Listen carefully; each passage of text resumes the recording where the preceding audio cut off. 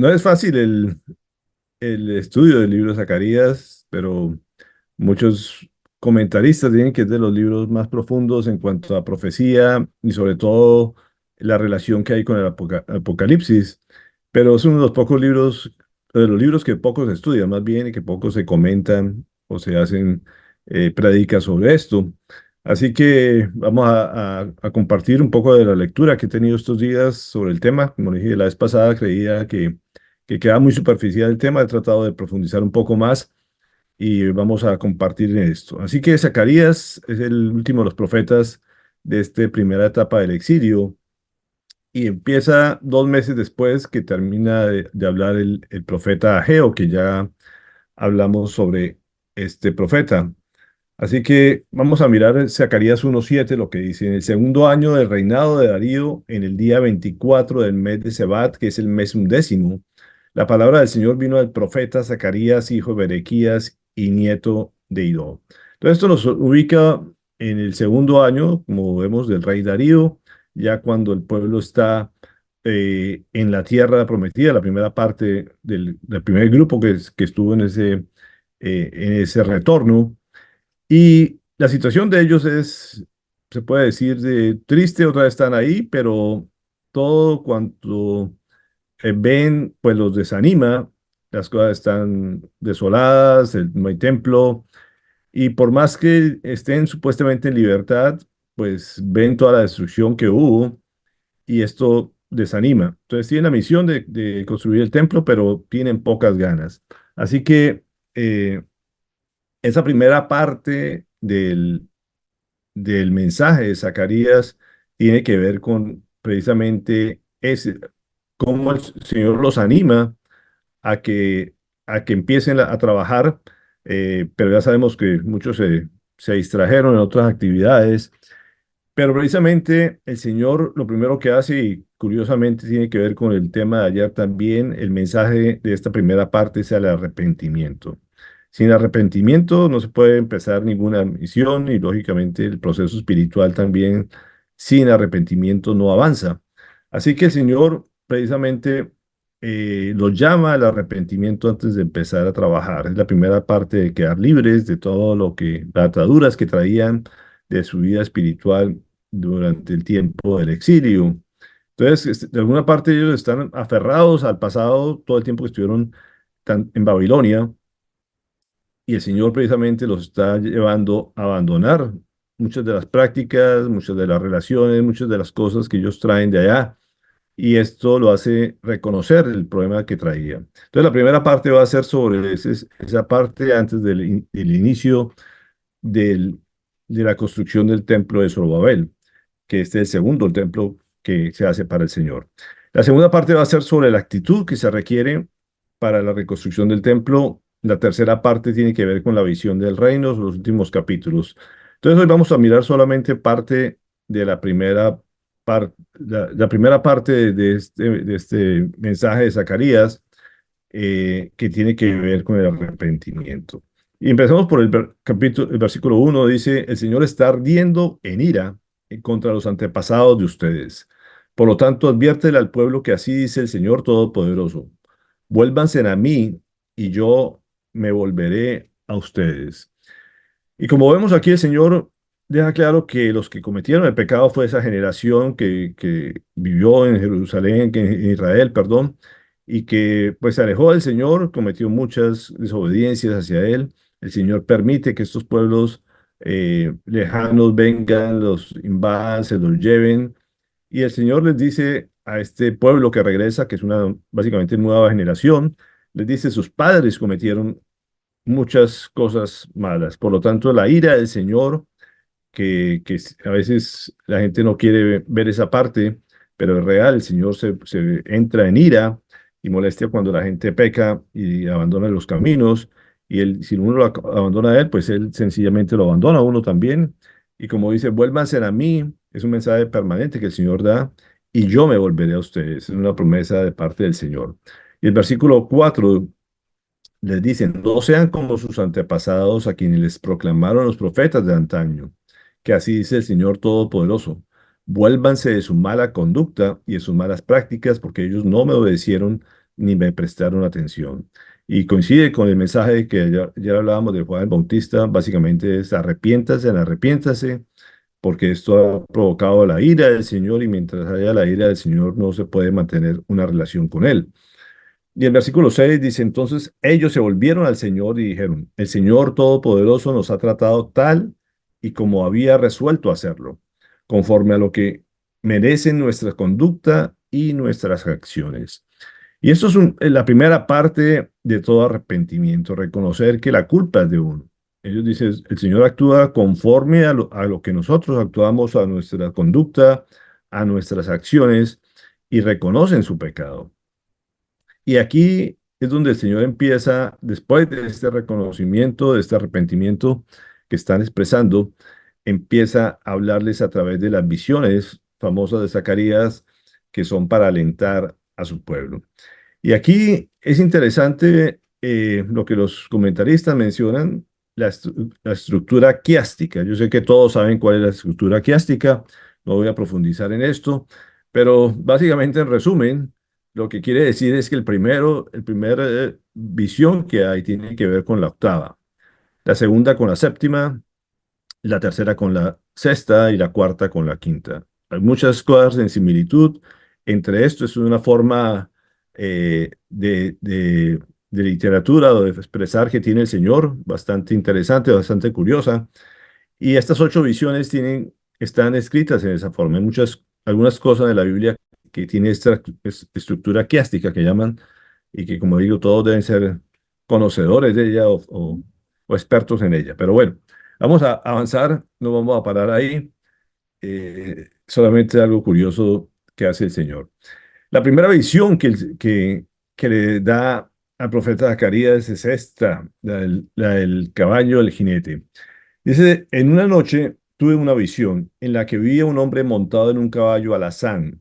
Ese hombre se detuvo entre los arrayanes que había en una hondanada. Detrás de él había jinetes en caballos alazanes, bayos y blancos. Yo le pregunté, ¿qué significan estos jinetes, mi señor? Y el ángel que hablaba conmigo me respondió, voy a explicarte lo que significan.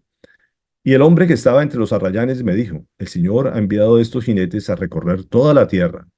Los jinetes informaron al ángel del Señor que estaban entre los arrayanes. Hemos recorrido toda la tierra. Por cierto, la encontramos tranquila y en paz.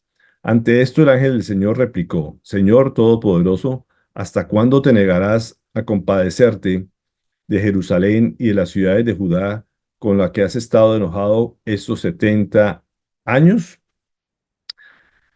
Esa es la primera parte de esta visión.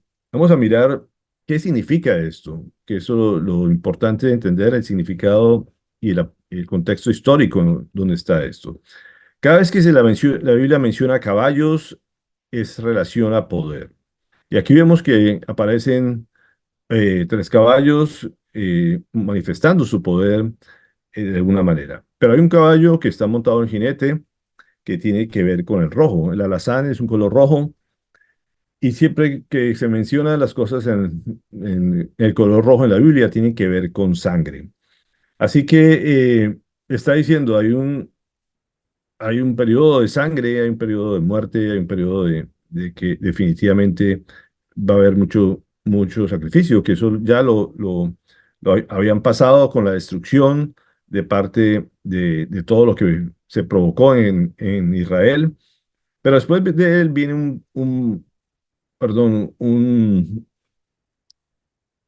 un color bayo que dice que básicamente es una mezcla entre café y blanco, eh, es un color como marrón, podríamos decir así, y lo que precisamente significa, o lo que los autores hablan de esto, es que quiere decir confusión o inestabilidad.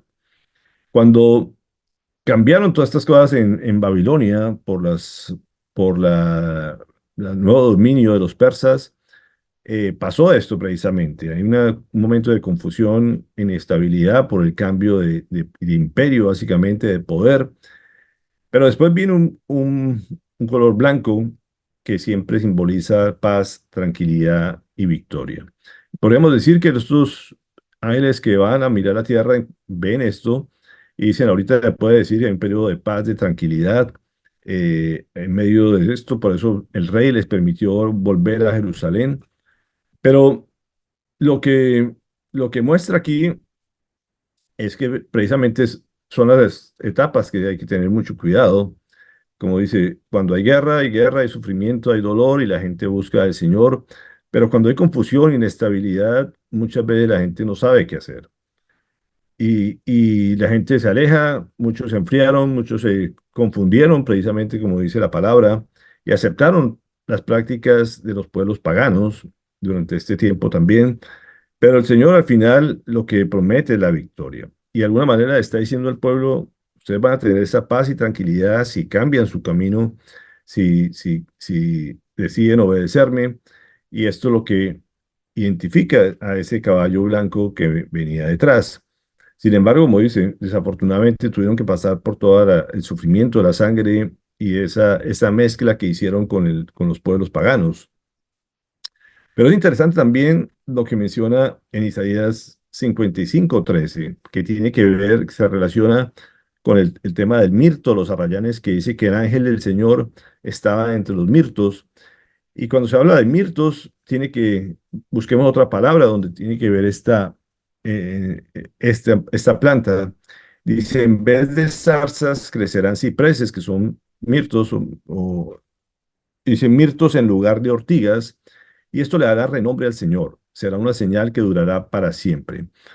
Y lo que le está básicamente diciendo al pueblo es que ya no van a haber espinas, las espinas son algo que hace daño, sino que utiliza la figura del mirto para decirle ahora va a haber protección, va a haber algo que los consuela precisamente para animarlos, precisamente de que ya pasó la época de esos espinos, esa época espinosa, podríamos llamarla así, y que ahora iban a vivir en paz y tranquilidad en la nueva tierra, en la tierra que siempre les prometió y que los hizo volver después de los 70 años.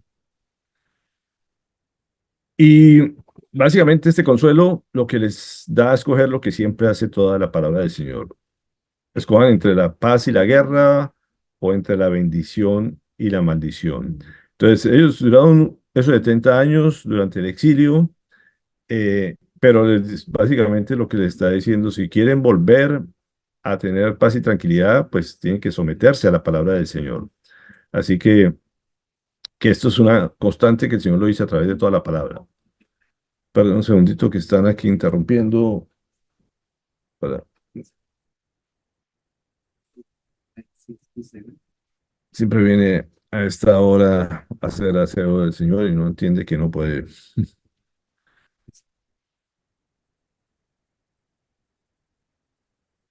Bueno, vamos a continuar. Son Zacarías 1:13 al 16. El Señor le respondió con palabras buenas y consoladoras al ángel que hablaba conmigo. Y luego el ángel me dijo, proclama este mensaje de parte del Señor Todopoderoso. Mi amor por Sión y por Jerusalén me hace sentir celos por ellas. En cambio, estoy lleno de ira con las naciones engreídas. Mi enojo no era tan grave, pero ellas lo agravaron más. Por lo tanto, así dice el Señor, volveré a compadecerme de Jerusalén, y allí se reconstruirá mi templo y se extenderá el cordel de medir, afirma el Señor Todopoderoso. Y esta palabra es hermosa porque muestra la preferencia, en cierta manera, que siempre lo ha tenido sobre el pueblo de Israel. El Señor es soberano para escoger su consentida, su preferida, y aquí lo hace ver. Pero todo lo que ha permitido el Señor es por el celo que le tiene. Él no acepta que la gente adore a otros dioses, que caigan en idolatría o que simplemente se vuelvan tibios y se alejan de Él. Y eso lo que permitió que pasara era por el celo que le tiene hacia Jerusalén. Jerusalén, la ciudad definitivamente de él. Y, y él dice, yo les mandé una lección a través de estas naciones, pero no voy a permitir o no voy a dejar pasar por alto mi enojo hacia ellas por los abusos que cometieron. Así que ellas tendrán su merecido, estas naciones engreídas, como dice, y mi enojo no era tan grave inicialmente, pero ahora sí es grave y básicamente les voy a dar su merecido. es lo que le dice, pero a ustedes los voy a reconstruir y voy a extender el cordel de medir. Vamos a ahorita hablar sobre eso, afirma el Señor Todopoderoso.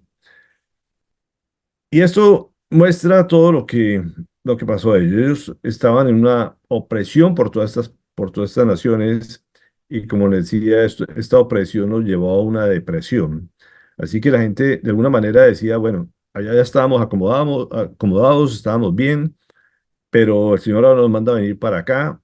¿Qué va a hacer de nosotros? Y empezaron las dudas y las inquietudes y por eso la gente no sabía hasta qué punto obedecer al Señor. Así que ellos añoraban muchas cosas ya las que tenían atrás, era una generación nueva y no entendían que la tierra del Señor era la tierra de Israel, la tierra y la ciudad de Jerusalén. Y allí es donde el Señor precisamente les tiene todas las promesas reservadas para ellos. Y estas personas venían con necesidades fuertes espirituales, pero también venían con necesidades materiales. Y estas son siempre unas necesidades que tiene todo ser humano, tanto las materiales como las espirituales. Y el Señor suple y quiere suplir ambas cosas. Y precisamente les dice, voy a medir la ciudad. ¿Y qué quiere decir cuando habla del el cordel, perdón?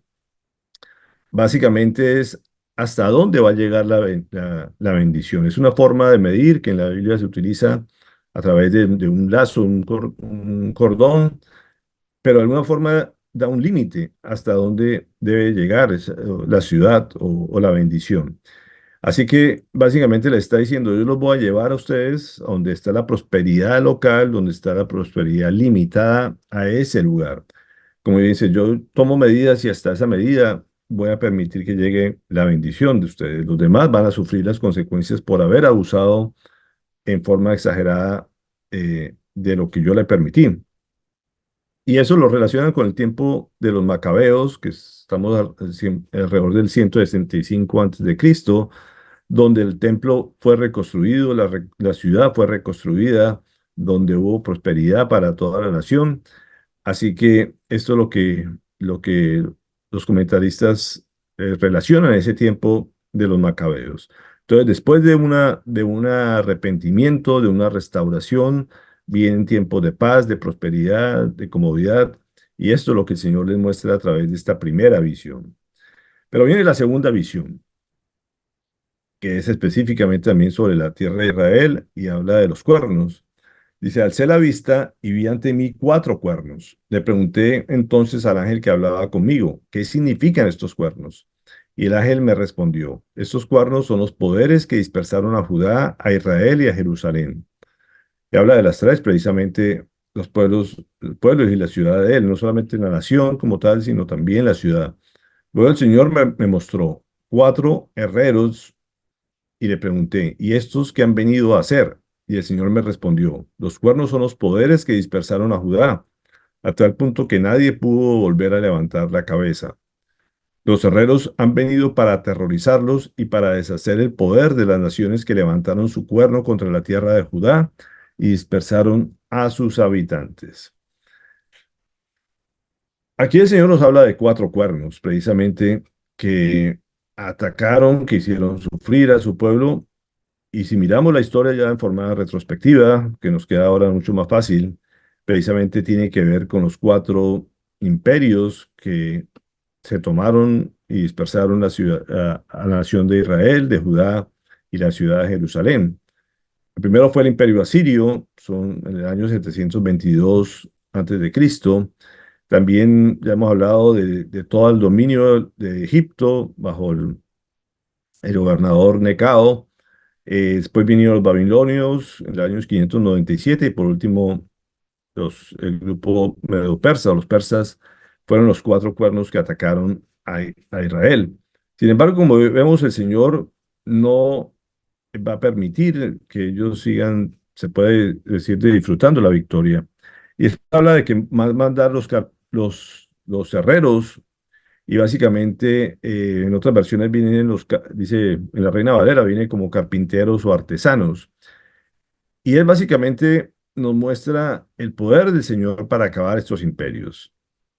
Es curioso que ayer hablábamos de Jesús como carpintero también, Pero de alguna manera el Señor ha mandado a través de los años los profetas precisamente, pero lo que nos muestra es el poder de Dios para destruir el mal o quienes le hacen el mal a su pueblo. Y esto es una esperanza para su pueblo, eso es un ánimo para su pueblo, decirles, yo voy a mandar precisamente las fuerzas espirituales que va a cada una a acabar con las fuerzas del mal. Y esto es una constante que lo vemos a través de la historia, pero que también va a suceder en el futuro, como lo menciona Apocalipsis 20 al 10, cuando dice que al diablo y los que habían engañado serán arrojados al lago de fuego y azufre, donde también habrán sido arrojados las bestias y el falso profeta, y allí serán atormentados día y noche por los siglos de los siglos. Entonces, lo que el Señor hace es un paralelo, como diciéndole, en el pasado todo el que les hizo mal, todo el que quiso acabarlos, los destruí. Y como vemos hoy la historia, todos fueron destruidos a nivel espiritual, desaparecieron, no tienen ningún poder, ninguna fuerza. Estos imperios eh, casi que han desaparecido del mapa. ¿Por qué? Porque se metieron con el pueblo de Dios. Los abusaron de lo que el Señor les permitió, fueron soberbios con ellos, los maltrataron y se fueron mucho más al límite y por eso tuvieron que pagar como lo han pagado a través de la historia. Pero también va a ser lo mismo con el que se meta con el pueblo de Dios, con su iglesia incluyendo a Satanás, al falso profeta, como dice, y al anticristo. Entonces, vamos a la tercera visión, hablando precisamente de la forma de restaurar el Señor a su pueblo. Y aquí vuelve a aparecer el tema del cordel. Dice, alcé la vista y vi ante mí a un hombre que tenía en la mano un cordel de medir. Le pregunté, ¿a dónde vas? Y él me respondió, voy a medir a Jerusalén. Quiero ver cuánto mide de ancho y cuánto de largo. Y ya salía el ángel que hablaba conmigo cuando otro ángel vino a su encuentro y le dijo, corre a decirle a ese joven, tanta gente habrá en Jerusalén y tanto ganado que Jerusalén llegará a ser una ciudad sin muros. En torno suyo, afirma el Señor, será un muro de fuego, y dentro de ella seré su gloria. Salgan, salgan, huyan del país del norte, afirma el Señor. Y esto es una bella promesa que tiene el Señor para Jerusalén, o que siempre ha tenido, y lo que les muestra precisamente, como les decía, el tema del cordel, es el tema de hasta dónde llega la bendición, la protección del Señor. Y aquí básicamente les está afirmando que ellos van a ser restaurados, pero que sobre todo van a tener seguridad. Cada vez que se habla de un muro de fuego a través de toda la palabra, desde cuando lo sacó de Egipto, que iba la, la, eh, que, que llevaba la barra de fuego, podríamos decir, siempre lo que marcaba era la seguridad y la presencia de Dios en medio de ellos. El Señor pone límites al enemigo y básicamente lo que le está diciendo, ustedes no van a tener que construir muros de defenderse de los enemigos porque yo voy a poner una muralla de fuego alrededor de ustedes y nadie se puede meter con ustedes. Y eso es una promesa que todos tenemos. Mientras obedezcamos al Señor, mientras estemos dentro de su territorio, básicamente, pues vamos a ser protegidos por Él. Y esto es una seguridad que el hombre siempre anhela y que no la encuentra en lugar, por más recóndito que trate de hacer o por cuanta muralla haga. Lo que estuvo demostrado siempre es que al final el enemigo siempre se mete si el Señor no está en medio de la ciudad. Y lo que le está diciendo aquí, si ustedes están conmigo y ustedes tengan la seguridad que yo voy a estar con ustedes y voy a poner una muralla de fuego alrededor y nadie se puede meter con ustedes. El versículo 7 del 11 dice, Sión, tú que habitas en Babilonia, sal de allí, escápate, porque así es el Señor Todopoderoso, cuya gloria me envió contra las naciones que lo saquearon a ustedes. La nación que toca a mi pueblo, me toca la niña de los ojos. Yo agitaré mi mano contra esa nación y a sus propios esclavos la saquearán. Así sabrán que me han enviado el Señor Todopoderoso. Grita de alegría, hija de Sión. Yo vengo a habitar en medio de ti, afirma el Señor. En aquel día muchas naciones se unirán al Señor, y ellos serán mi pueblo, y yo habitaré entre ellas. Y eso todavía es más hermoso, porque muchos podían tener la tentación de quedarse en Babilonia. y lo que les grita, les dice, salgan, salgan de ahí si no quieren recibir el castigo que les voy a tener hacia esa ciudad. Y uno diría, muchos podrían estar confiados en el imperio babilónico en su momento y después en el imperio medo-persa y ver, decir, volver a Jerusalén, una ciudad pobre, sin nada alrededor, sin nada cultivado, sin barreras, sin protección. Va a venir otro pueblo y nos arrasa. En esto mejor quedémonos en Babilonia. Y el Señor les habla claro y les dice, salgan, salgan de ahí, porque la protección ahora la van a tener en Jerusalén. Y creo que la tierra, la historia ha confirmado eso. Hoy Jerusalén esta es una ciudad viva, una ciudad en medio de un país poderoso, mientras que Babilonia desapareció, mientras los persas desaparecieron, Egipto es nada en comparación con Israel hoy en día. Así que vemos que el Señor siempre cumple, el Señor siempre protege y persevera lo que Él quiere guardar. Y como dice, es la niña de sus ojos y después nos da una esperanza no solamente a Israel, a Jerusalén, a los judíos, sino que dice, muchas naciones se unirán al Señor y ellos serán mi pueblo y yo habitaré entre ellas. Así que quiere decir que hay una limitación de Jerusalén en forma geográfica, pero también la bendición también llega a donde la gente invoque su nombre, a donde la gente lo obedezca y eso nos incluye a nosotros, así estemos en la Patagonia, como en este caso. Allá llega la bendición de Dios y habitará en medio de nosotros si confiamos en Él y le obedecemos a Él. Entonces, esto es una promesa bellísima de parte de nuestro Dios. Después del versículo 12-13 dice, el Señor tomará posesión de Judá, su porción en Tierra Santa, y de nuevo escogerá a Jerusalén. Que todo el mundo guarde silencio ante el Señor, que ya avanza desde su santa morada. Definitivamente, como les decía, Jerusalén es la ciudad del Señor. Allí hizo su presencia en la primera avenida, allí hará su presencia en la segunda avenida. Es la ciudad escogida por él, definitivamente la niña de sus ojos, la consiente, la guarda. Pueden haber palestinos que atacan, que les hacen daño, los sorprenden, pero al final siempre les va a dar la victoria y son llamados de atención que Dios permite a veces para que la ciudad confíe en él y solamente ponga la confianza en él. Así que siempre hay que tener los ojos puestos en Jerusalén, como lo vemos acá, es la niña de sus ojos y él va a tener su morada en ese lugar. Y vamos a la cuarta visión. Vamos rápido, son las cuatro, solamente vamos a ver hasta la cuarta visión. Dejamos las otras cuatro para dentro de 8 días. Pero habla de un carbón encendido. Vamos a mirar a qué se refiere esto. Dice, entonces me mostró a Josué, el sumo sacerdote, que estaba de pie ante el ángel del Señor y a Satanás que estaba en su mano, a su mano derecha como parte acusadora. El ángel del Señor le dijo a Satanás, que te reprenda el Señor que ha escogido a Jerusalén, que el Señor te reprenda, Satanás. ¿Acaso no es este hombre un tizón rescatado del fuego? Josué estaba vestido con ropas sucias en presencia del ángel. Y es muy interesante este pasaje porque de hablar de la nación, de animar a la gente a que confíe en él, que le va a dar protección, le va a dar prosperidad, les habla directamente al sumo sacerdote, en este caso era Josué. El responsable siempre va a ser el líder. El Señor pone un sacerdote en cualquier lugar y todo lo que haga su pueblo va a ser responsabilidad de él. Y por eso precisamente habla de este tema sobre Josué. Así como el padre de familia es responsable espiritual de su familia, el sumo sacerdote es responsable de su pueblo y el que tiene que pagar por lo que haga su pueblo. Y vemos aquí que Josué tenía, dice que todas las vestiduras sucias en medio del ángel, y eso mostraba la pecaminosidad de su pueblo, lo que él llevaba encima.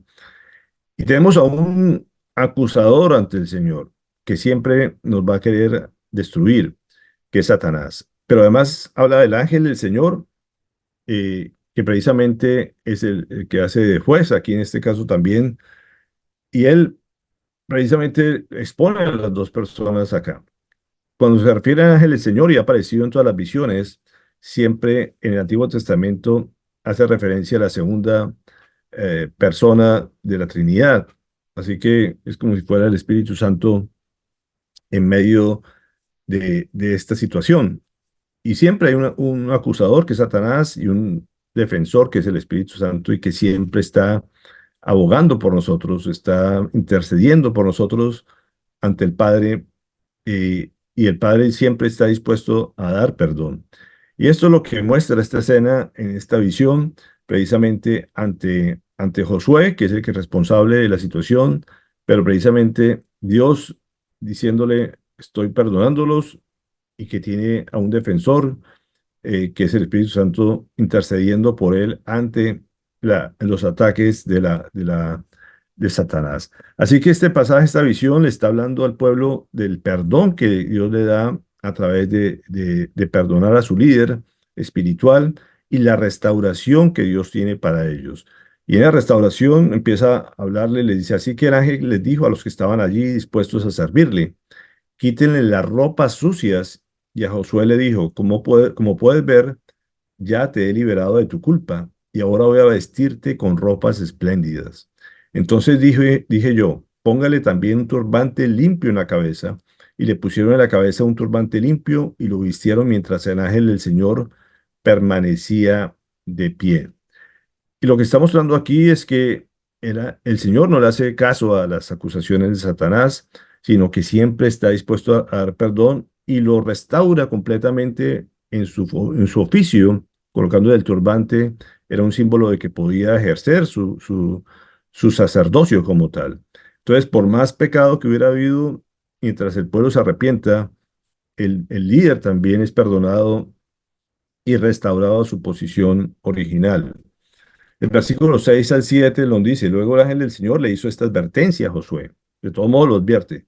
Así dice el Señor Todopoderoso, si andas en mis caminos y me cumples como sacerdote, entonces gobernarás mi templo y te harás cargo de mis atrios. Yo te concederé un lugar entre estos que están aquí.